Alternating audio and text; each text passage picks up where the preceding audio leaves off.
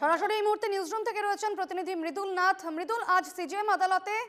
SIT chargesheet পেশ করলো। জুবিন হত্যাকাণ্ডের সেই তদন্তের চার্জশিট পেশ হয়েছে। মূলত কি তথ্য রয়েছে এই মুহূর্তে, কি রয়েছে চার্জশিটে, কি জানতে পারছো?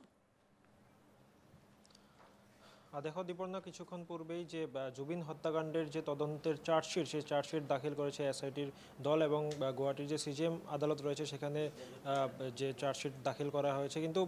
যে চার্জশিটের জন্য অধীর আগ্রহে ছিলেন অসমবাসী, সেই আজকে সেই চার্জশিট দাখিল করা হয়েছে এবং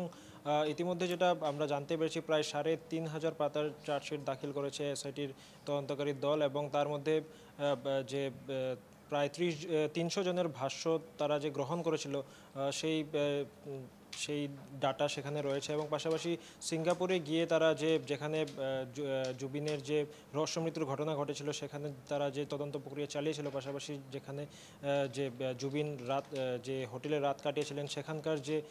তদন্ত প্রক্রিয়া বা সিসিটিভি ফুটেজ সেই হোটেলের বা সেই রুমের, সেগুলো তারা যে কালেক্ট করে নিয়ে আসছিল সিঙ্গাপুর থেকে, সেগুলো সেখানে রয়েছে এবং পাশাপাশি সিঙ্গাপুর পুলিশ তাদের মতো করে যে তদন্ত চালিয়ে গেছিলেন এই যে জুবিনের রহস্য মৃত্যু ঘটনার, সেই গোটা বিষয়টা বা তদন্ত প্রক্রিয়ার যে যা যা উঠে এসেছে সেই জিনিসগুলো কিন্তু এই চার্জশিটের মধ্যে রয়েছে এবং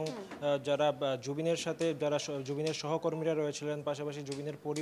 পরিবারের যারা আত্মীয়রা রয়েছেন বা জুবিন যেগুলো যে বিহুর অনুষ্ঠান করেছেন, সেই যে বিহু অনুষ্ঠানের যারা কর্মকর্তারা রয়েছেন তাদেরও কিন্তু ভাষ্য রয়েছে। প্রায় ৩০০ জনের ভাষ্য এইভাবে তারা গ্রহণ করেছিলেন এসআইটির দল, সেইগুলো সেখানে রয়েছে এবং পাশাপাশি আমরা এই মুহূর্তে যেটা আমরা জানতে পেরেছি পুরো সকলের ভাষ্য রয়েছে। পাশাপাশি মুখ্যমন্ত্রী কিন্তু প্রথম থেকেই জুবিনের এই রহস্য মৃত্যুর ঘটনাকে কিন্তু রহস্য মৃত্যু বলেনি, তিনি কিন্তু পরিকল্পিত খুন বলেই কিন্তু তিনি বলেছিলেন এবং তিনি সদনের মধ্যেও তিনি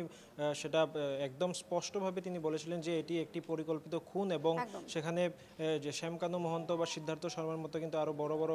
কারো হাত থাকতে পারে বা তারা এই ঘটনার সাথে জড়িত থাকতে পারে। বেশ, অবশ্যই এই চার্জশিট দাখিল করা হয়েছে আজ সিজিএম কোর্টে এবং সেক্ষেত্রে ৩,৫০০ চার্জশিটে মূলত কি রয়েছে সেই দিকেই কিন্তু তাকিয়ে রয়েছেন গোটা অসমবাসী, জুবিনের অনুরাগীরাও। তোমাকে আপাতত ধন্যবাদ মৃদুল।